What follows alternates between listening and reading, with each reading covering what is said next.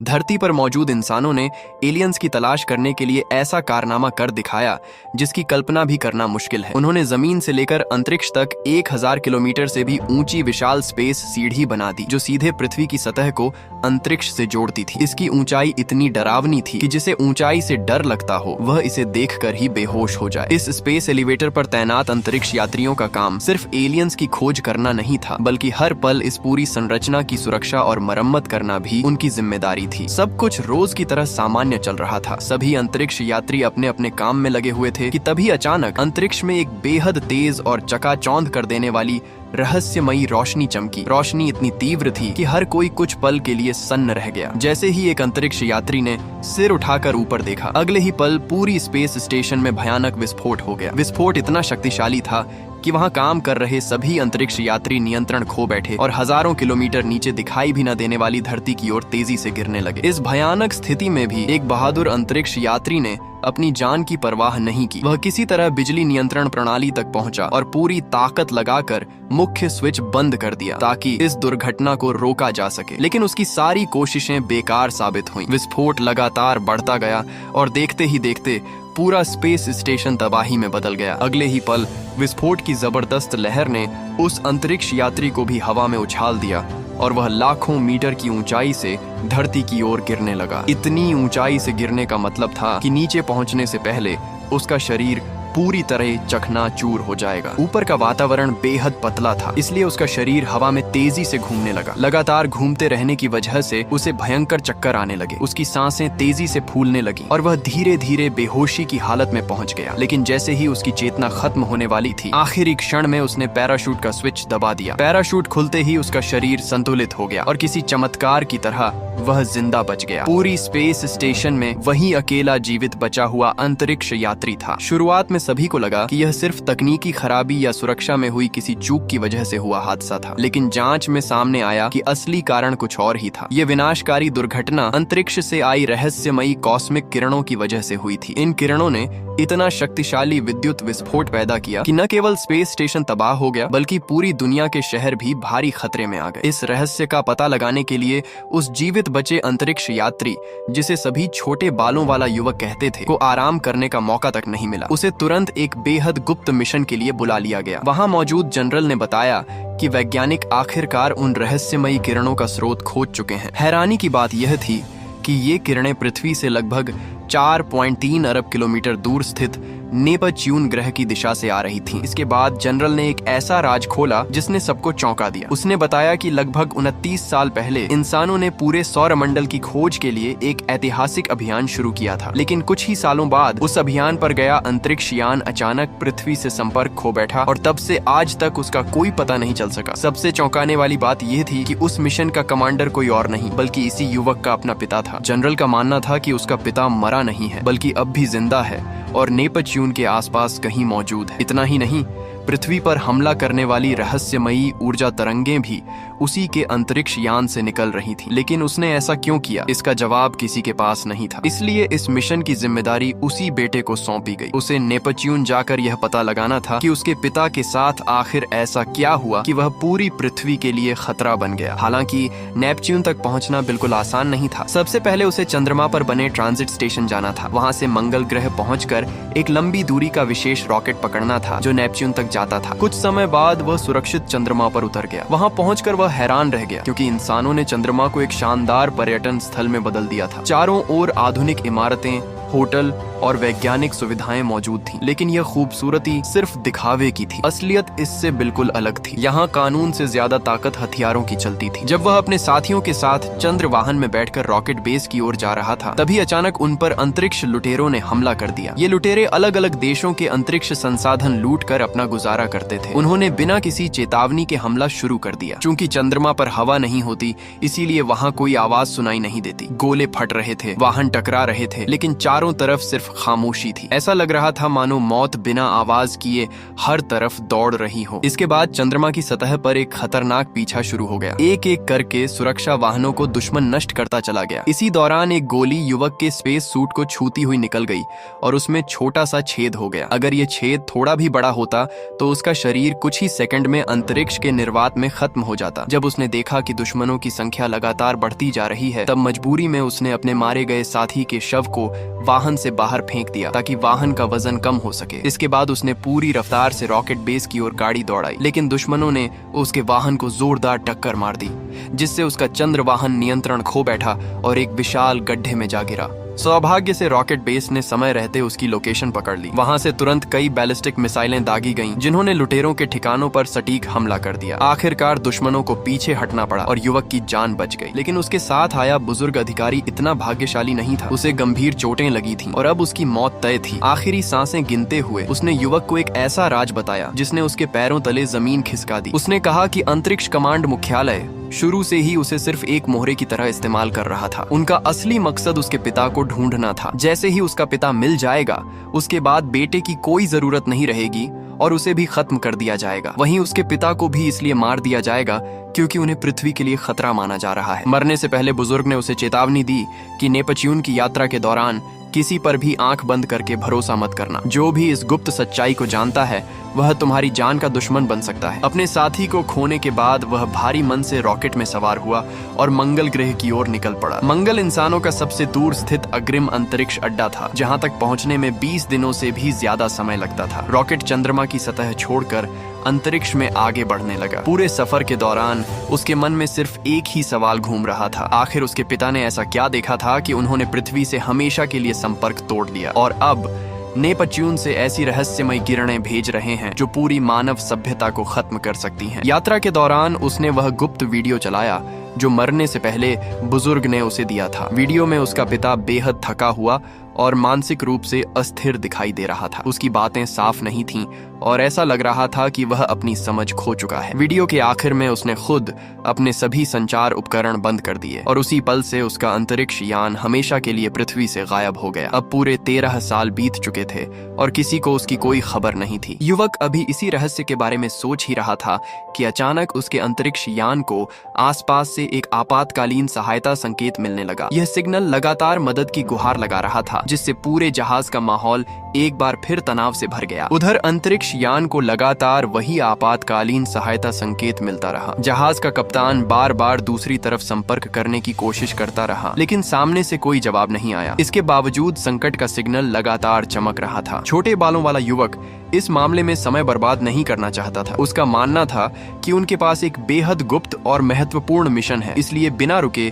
सीधे मंगल की ओर बढ़ना चाहिए। लेकिन कप्तान का कहना था कि अगर कहीं कोई इंसान जिंदा हो और मदद का इंतजार कर रहा हो तो उसे छोड़कर आगे बढ़ना सही नहीं होगा। संभव है कि उनका जहाज भी उन्हीं रहस्यमयी कॉस्मिक किरणों से प्रभावित हुआ हो जिन्होंने पृथ्वी और स्पेस स्टेशन को तबाह किया था। आखिरकार कप्तान ने फैसला लिया कि वे पहले उस जहाज की जांच करेंगे। उनका अंतरिक्ष यान धीरे धीरे मदद के संकेत वाली दिशा में बढ़ने लगा। वहां पहुंचकर कप्तान ने स्पेस सूट पहना और जांच के लिए दूसरे जहाज में प्रवेश करने की तैयारी की। लेकिन उन्हें बिल्कुल भी अंदाजा नहीं था कि जिस दरवाजे को वे खोलने जा रहे हैं वही उनके लिए मौत का दरवाजा साबित होने वाला है। कुछ ही देर बाद उन्होंने उस रहस्यमयी अंतरिक्ष यान को अपनी आंखों के सामने देखा। वह पूरी तरह शांत था, लेकिन उसका आपातकालीन सिग्नल अब भी लगातार प्रसारित हो रहा था। कप्तान ने कई बार रेडियो पर संपर्क करने की कोशिश की, मगर अंदर से कोई उत्तर नहीं मिला। आखिर उन्होंने खुद अंदर जाकर सच्चाई जानने का फैसला किया। जैसे ही कई सालों से बंद पड़ा एयरलॉक खोला गया, दोनों अंदर दाखिल हुए। ये जहाज कुल 26 लोगों के दल के लिए बनाया गया था, लेकिन अंदर का नजारा देखकर दोनों के होश उड़ गए। पूरा जहाज पूरी तरह खाली पड़ा था। वहाँ एक भी इंसान मौजूद नहीं था। चारों ओर सिर्फ गहरा सन्नाटा और हवा में फैली खून की तेज बदबू थी। ऐसा लग रहा था मानो यहाँ कोई बेहद भयानक घटना घट चुकी हो। यह दृश्य देखकर छोटे बालों वाले युवक को तुरंत खतरे का एहसास हुआ। उसने कप्तान से कहा कि यहाँ से तुरंत निकल चलना चाहिए, लेकिन कप्तान सच्चाई जाने बिना वापस लौटने को तैयार नहीं था। उसने जहाज के अंदर और गहराई तक जांच जारी रखने का फैसला किया। उसे क्या पता था कि यही फैसला उसकी जिंदगी का आखिरी फैसला बनने वाला है। चूंकि जहाज बहुत विशाल था, इसलिए दोनों अलग अलग दिशाओं में जांच करने लगे। जांच करते हुए युवक को धीरे धीरे सच्चाई समझ आने लगी। ये कोई साधारण अंतरिक्ष यान नहीं, बल्कि जैविक अनुसंधान केंद्र था। दीवारों पर किसी अज्ञात जीव के बड़े बड़े पंजों के निशान साफ दिखाई दे रहे थे। ऐसा लग रहा था कि यहाँ किसी बेहद खतरनाक प्राणी ने हमला किया था। युवक ने तुरंत कप्तान से रेडियो पर संपर्क करने की कोशिश की, लेकिन इस बार भी कोई जवाब नहीं मिला। उसे चिंता होने लगी, इसलिए वह वापस कप्तान को खोजने निकल पड़ा। कुछ दूर जाने पर उसने देखा कि कप्तान उसकी ओर पीठ की खड़ा था और उसका पूरा शरीर बुरी तरह कांप रहा था। अचानक बिना किसी चेतावनी के एक विशालकाय उत्परिवर्तित बंदर जैसा जीव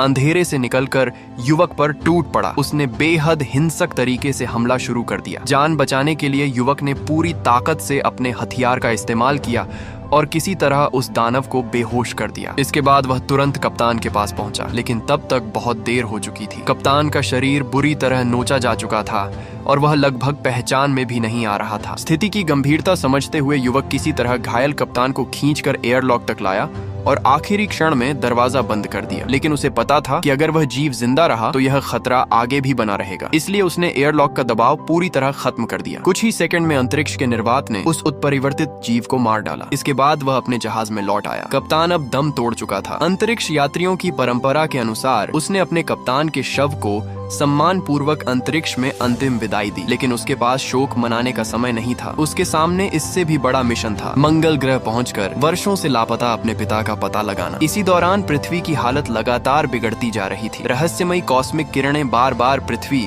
और उसके अंतरिक्ष स्टेशनों को प्रभावित कर रही थीं। अचानक बिजली के भयंकर विस्फोट होते और पूरे स्टेशन खुद ही विस्फोट करके नष्ट हो जाते। पूरी मानव सभ्यता पहले कभी न देखे गए संकट का सामना कर रही थी। सभी सबूत यही बताते थे कि इन घातक किरणों का स्रोत नेपच्यून ग्रह है और वहीं कहीं युवक का पिता भी मौजूद है। सरकार ने कई साल पहले उसे आधिकारिक रूप से मृत घोषित कर दिया था, लेकिन कुछ वरिष्ठ अधिकारी अब भी मानते थे कि वह जिंदा है और किसी अज्ञात कारण से जानबूझकर इन कॉस्मिक किरणों को पृथ्वी की ओर भेज रहा है। इसी रहस्य का पता लगाना युवक के मिशन का सबसे बड़ा उद्देश्य था। आखिरकार उनका जहाज मंगल ग्रह की कक्षा में पहुंच गया, लेकिन लैंडिंग से ठीक पहले एक बार फिर नेपच्यून से आई रहस्यमयी किरणों ने उनके जहाज को अपनी चपेट में ले लिया। पलक झपकते ही पूरे जहाज की बिजली बंद हो गई। सभी स्वचालित नियंत्रण प्रणाली पूरी तरह फेल हो गई। बाकी चालक दल के पास इतने कठिन हालात में हाथ से जहाज उतारने का अनुभव नहीं था। जहाज लगातार झुकता जा रहा था और कुछ ही पलों में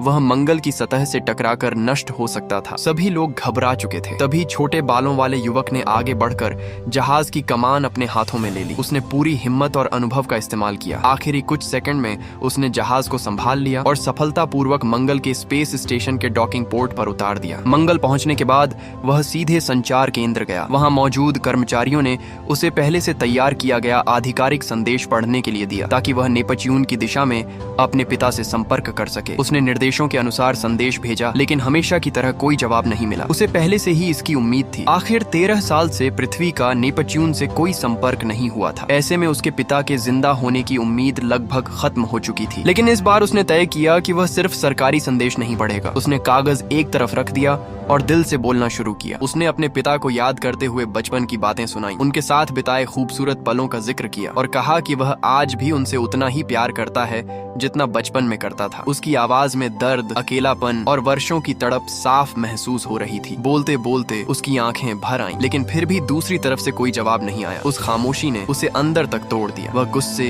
दुख और बेबसी में समझ ही नहीं पा रहा था कि आखिर अब क्या करे। तभी उसके कमरे में मंगल स्टेशन की वरिष्ठ अधिकारी, एक महिला कमांडर पहुंची। उसने बताया कि उसके अपने माता पिता भी उसी अभियान में गए थे जिसमें युवक का पिता गया था। पूरे 13 सालों में उसे भी उनकी कोई खबर नहीं मिली थी, इसलिए वह इस मिशन को सिर्फ सरकारी आदेश नहीं बल्कि अपनी निजी उम्मीद भी मानती थी। उसने अपने विशेष अधिकारों का इस्तेमाल किया और युवक को गुप्त रॉकेट प्रक्षेपण केंद्र तक पहुंचाया। वहां उसने कहा कि अगर कोई सच जान सकता है तो वह सिर्फ वही है। उसे हर हाल में नेपच्यून पहुंचकर अपने पिता को रोकना होगा ताकि पृथ्वी पर हो रही यह वैश्विक तबाही हमेशा के लिए खत्म हो सके। साथ ही उसने उससे अपने माता पिता को भी खोजने की विनती की। रॉकेट के उड़ान भरने से ठीक पहले युवक अपनी जान जोखिम में डालकर किसी तरह उसमें चढ़ गया, लेकिन जहाज में मौजूद बाकी अंतरिक्ष यात्रियों को यह बिल्कुल पसंद नहीं आया। उन्हें साफ आदेश मिला था कि नेपच्यून पहुंचकर उसके पिता को मार देना है। ऐसे में वे उसे अपने साथ ले जाने के लिए तैयार नहीं थे। दोनों पक्षों के बीच जोरदार बहस शुरू हो गई। युवक बार बार समझाता रहा कि वह अपने पिता को बचाने नहीं बल्कि उन्हें रोकने आया है, लेकिन किसी ने उसकी बात पर विश्वास नहीं किया। इसी बहस के बीच रॉकेट ने उड़ान भर दी। कई लोग अपनी सीट बेल्ट तक नहीं बांध पाए थे। तेज झटके के कारण कई अंतरिक्ष यात्री जोर से केबिन की दीवारों से जा टकराए। इसी अफरा तफरी में एक सैनिक ने युवक पर गोली चला दी, लेकिन निशाना चूक गया। गोली जहाज की दीवार में जा लगी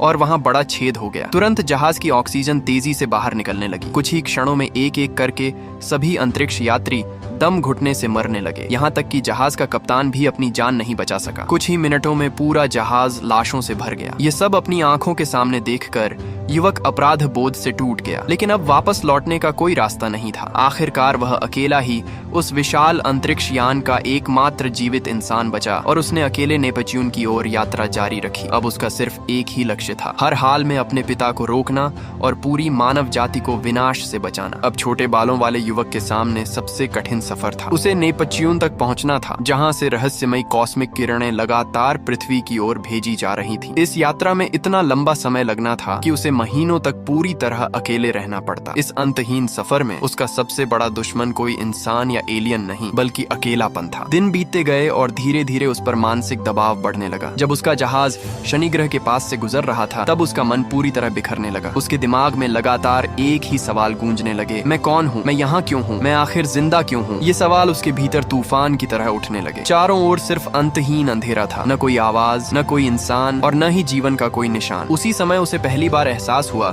कि अंतरिक्ष जितना खूबसूरत दिखाई देता है उतना ही भयावह भी है। यहाँ इंसान को जीने की कोई वजह महसूस नहीं होती, सिर्फ अनंत अकेलापन महसूस होता है जो धीरे धीरे इंसान के दिमाग को तोड़ देता है। पता नहीं कितना समय बीत गया। जब वह लगभग उम्मीद खो चुका था, तभी उसने जहाज की खिड़की से बाहर देखा। दूर अंतरिक्ष में एक विशाल नीला ग्रह उसकी आंखों के सामने दिखाई दिया। वही उसका अंतिम लक्ष्य था, नेपच्यून। नेपच्यून को सामने देखकर उसकी हिम्मत एक बार फिर लौट आई। उसने खुद को संभाला, अपने हथियार तैयार किए और अपने मिशन के लिए पूरी तरह तैयार हो गया। आखिरकार वह इंसानी इतिहास की सबसे लंबी अंतरिक्ष यात्राओं में से एक पूरी करके सौरमंडल के अंतिम छोर पर पहुंच चुका था। इस समय वह पृथ्वी से लगभग 4.3 अरब किलोमीटर दूर था। उससे पहले कोई इंसान इतनी दूर तक नहीं पहुंचा था, लेकिन इस ऐतिहासिक उपलब्धि पर खुश होने का उसके पास समय नहीं था। इसी दौरान पृथ्वी पर हालात लगातार बिगड़ते जा रहे थे। नेपच्यून से निकल रही कॉस्मिक किरणों की वजह से कई अंतरिक्ष स्टेशन नष्ट हो चुके थे, करोड़ों लोगों की जान जा चुकी थी और पूरी मानव सभ्यता अस्तित्व के सबसे बड़े संकट से गुजर रही थी। वर्षों की जांच के बाद अंतरिक्ष एजेंसी इस नतीजे पर पहुंची थी कि इन घातक किरणों का स्रोत नेपच्यून के आसपास ही मौजूद है। इसलिए युवक का असली मकसद सिर्फ अपने पिता को ढूंढना नहीं था, बल्कि पूरी मानव जाति को बचाना भी था। कुछ लोगों का मानना था कि उसका पिता बहुत पहले मर चुका है, जबकि कुछ का विश्वास था कि उसे एलियंस ने अपने कब्जे में ले लिया है और उसी वजह से वह पृथ्वी पर ये विनाशकारी किरणें भेज रहा है। नेपच्यून की कक्षा में पहुंचते ही उसने अपने बड़े जहाज को ऑटो पायलट पर छोड़ दिया और एक छोटे स्पेस पॉड में बैठकर नेपच्यून के चमकीले नीले छल्लों के बीच अपने पिता के जहाज की तलाश शुरू कर दी। लेकिन यह काम समुद्र में एक बूंद खोजने जैसा था। इतने विशाल अंतरिक्ष में उसके पास न तो कोई सही दिशा थी और न ही उसके पिता के जहाज का कोई सक्रिय सिग्नल। तभी अचानक एक बार फिर वही रहस्यमयी कॉस्मिक किरणें उसके छोटे यान से टकराईं। इस बार नुकसान के साथ साथ उसे एक फायदा भी हुआ। किरणों की दिशा का पीछा करते करते आखिरकार उसे उस जहाज की सही लोकेशन मिल गई जहां से लगातार ऊर्जा निकल रही थी। उसने देखा कि वर्षों से लापता वही अंतरिक्ष यान अब भी लगातार कॉस्मिक किरणें छोड़ रहा था। उन किरणों का असर इतना जबरदस्त था कि उसके अपने यान की बैकअप बिजली भी बंद होने लगी। फिर भी उसे पूरा विश्वास था कि उसके पिता इसी जहाज के अंदर मौजूद है। लेकिन एक नई समस्या सामने थी। जहाज का मुख्य दरवाजा कई सालों से बंद पड़ा था और उसका छोटा यान उससे जुड़ नहीं पा रहा था। आखिरकार उसने एक बेहद खतरनाक फैसला लिया। उसने अपना स्पेस पॉड छोड़ दिया और सिर्फ स्पेस सूट के सहारे हाथों से तैरते हुए जहाज तक पहुंचने लगा। धीरे धीरे उसका अपना यान उससे दूर होता गया। उसे पता था कि अगर इस मिशन में जरा भी गलती हुई तो वापस लौटने का कोई मौका नहीं मिलेगा। कड़ी मेहनत के बाद वह किसी तरह जहाज का एयरलॉक खोलने में सफल हो गया, लेकिन जैसे ही वह अंदर दाखिल हुआ उसके पैरों तले जमीन खिसक गई। पूरे जहाज में जगह जगह इंसानी लाशें बिखरी हुई थीं। सभी के चेहरे पर मौत से पहले का भय साफ दिखाई दे रहा था। ऐसा लग रहा था कि उन्होंने आखिरी क्षण तक किसी भयानक डर का सामना किया था। सबसे हैरानी की बात यह थी कि जहाज के अधिकतर सिस्टम अब भी चालू थे और बाहर की ओर कॉस्मिक किरणें लगातार छोड़ी जा रही थीं। उसने बिना समय गंवाए अपने साथ लाया हुआ परमाणु बम जहाज के मुख्य हिस्से में लगा दिया। उसका इरादा साफ था, जहाज को पूरी तरह नष्ट करके हमेशा के लिए इन किरणों का अंत कर देना।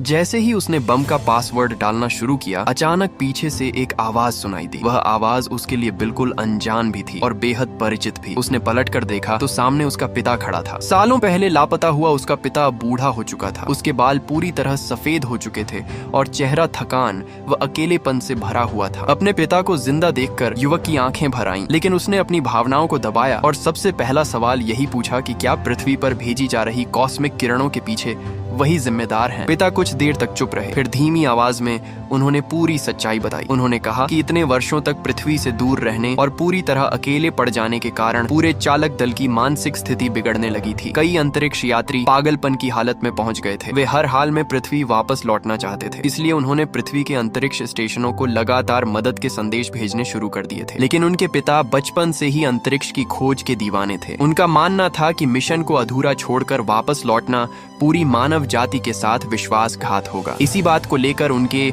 और बाकी चालक दल के बीच भयानक संघर्ष शुरू हो गया। इस लड़ाई के दौरान जहाज बुरी तरह क्षतिग्रस्त हो गया। बाकी सभी अंतरिक्ष यात्रियों को मुख्य नियंत्रण कक्ष के दूसरे हिस्से में बंद कर दिया गया। जहाज के टूट जाने से वहां ऑक्सीजन खत्म हो गई और एक एक करके सभी की दम घुटने से मौत हो गई। आखिर में पूरे जहाज में सिर्फ वही अकेले जीवित बचे। लेकिन जहाज की खराबी के कारण उसके रिएक्टर से लगातार कॉस्मिक किरणें निकलने लगी। उन्होंने उन्हें रोकने की हर संभव कोशिश की, मगर कोई भी सिस्टम काम नहीं कर रहा था। अपने साथियों की मौत और पृथ्वी पर मंडराते खतरे के अपराध बोध में उन्होंने खुद ही पृथ्वी से हमेशा के लिए संपर्क तोड़ दिया। देखते ही देखते 13 साल बीत गए। ये सब सुनने के बाद बेटे ने कहा कि अभी भी देर नहीं हुई है। अगर वे इस जहाज को परमाणु बम से उड़ा दें तो कॉस्मिक किरणें हमेशा के लिए बंद हो जाएंगी और दोनों साथ मिलकर पृथ्वी लौट सकते हैं। लेकिन उसके पिता ने शांत स्वर में कहा कि उनका सफर कभी वापसी के लिए था ही नहीं। उनका जीवन सिर्फ एक उद्देश्य के लिए था, ब्रह्मांड में दूसरी बुद्धिमान सभ्यता की खोज करना। इस पर बेटे ने कहा कि शायद पूरे ब्रह्मांड में जीवन सिर्फ पृथ्वी पर ही मौजूद है। अगर कहीं एलियन हैं भी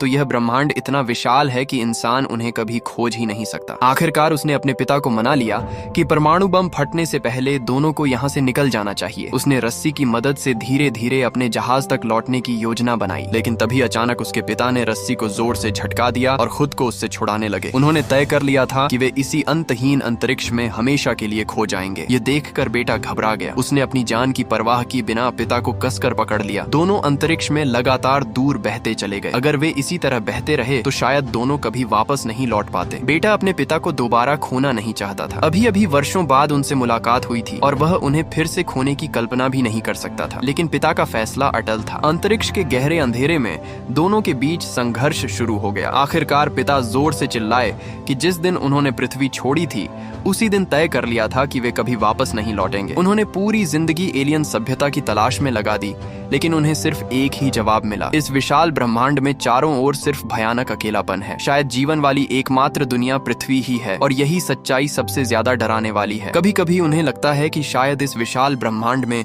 इंसान के अस्तित्व का भी कोई अर्थ नहीं है। इतना कहकर उन्होंने बेटे के हाथ से रस्सी खोल दी और धीरे धीरे असीम अंतरिक्ष की ओर बहने लगे। बेटा उन्हें रोकना चाहता था, लेकिन अब वह आगे नहीं बढ़ सकता था। अगर वह और आगे जाता तो नेपच्यून का शक्तिशाली गुरुत्वाकर्षण उसे भी हमेशा के लिए अपनी ओर खींच लेता। मजबूर होकर वह वहीं रुक गया और बेबस आंखों से अपने पिता को देखता रहा। उसके पिता ने धीरे धीरे अपने स्पेस सूट की ऑक्सीजन सप्लाई बंद कर दी। कुछ ही पलों में उनकी सांसें रुकने लगी। वह बिना किसी डर के शांत चेहरे के साथ अनंत अंतरिक्ष में हमेशा के लिए खो गए। बेटे के सामने उसके पिता ने अंतिम सांस ली और वह कुछ भी नहीं कर सका। यह दृश्य उसके दिल को पूरी तरह तोड़ गया। कुछ देर बाद उसने खुद को संभाला और दूर अपने अंतरिक्ष यान की ओर देखा, लेकिन वह उससे काफी दूर जा चुका था। तभी उसके दिमाग में एक बेहद खतरनाक योजना आई। उसे याद आया कि कुछ ही देर में उसके पिता का जहाज परमाणु बम से उड़ने वाला है। वह तुरंत उस विशाल सिग्नल एंटीना की ओर तैर कर पहुंचा जो अब भी जहाज से जुड़ा हुआ था। उसने पूरी ताकत लगाकर उस धातु की एक बड़ी प्लेट को उखाड़ लिया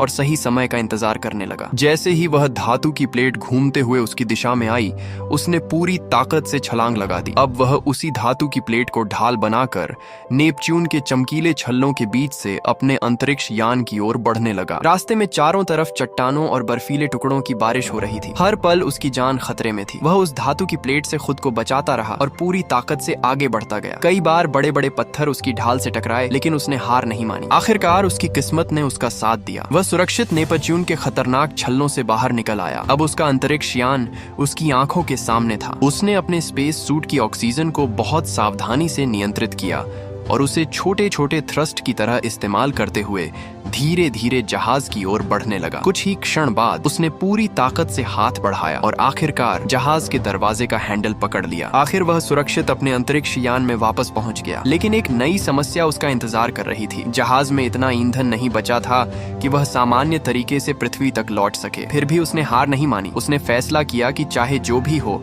उसे अपने पिता से मिली वह अनमोल वैज्ञानिक जानकारी हर हाल में पृथ्वी तक पहुंचानी होगी। वही जानकारी भविष्य में मानवता को बचा सकती थी और उसके पिता की वजह से हुई तबाही की कुछ भरपाई भी कर सकती थी। इसी दौरान परमाणु बम फट गया। एक भयानक विस्फोट के साथ उसके पिता का अंतरिक्ष यान हमेशा के लिए नष्ट हो गया। उसी विस्फोट से पैदा हुई शक्तिशाली ऊर्जा लहर का इस्तेमाल करते हुए उसने अपने जहाज की दिशा पृथ्वी की ओर मोड़ दी। धमाके के जोरदार धक्के ने उसके जहाज को तेज गति से पृथ्वी की दिशा में धकेल दिया। पता नहीं कितने महीने बीत गए। आखिरकार नेपच्यून से लौटता हुआ वह अंतरिक्ष यान पृथ्वी की कक्षा में पहुंच गया। अपनी खिड़की से उसने पहली बार फिर अपनी नीली धरती को देखा। इतने लंबे और दर्दनाक सफर के बाद अपनी मातृभूमि को सामने देखकर उसकी आंखों में सुकून और संतोष साफ दिखाई दे रहा था। उसके चेहरे पर हल्की सी मुस्कान आ गई, क्योंकि आखिरकार वह अपना मिशन पूरा करके लौट आया था। इसके बाद वह अपने रिटर्न कैप्सूल में बैठकर सुरक्षित पृथ्वी के उत्तरी क्षेत्र में उतरा और अपने साथ अंतरिक्ष से जुटाया गया बेहद दुर्लभ और अमूल्य वैज्ञानिक डेटा लेकर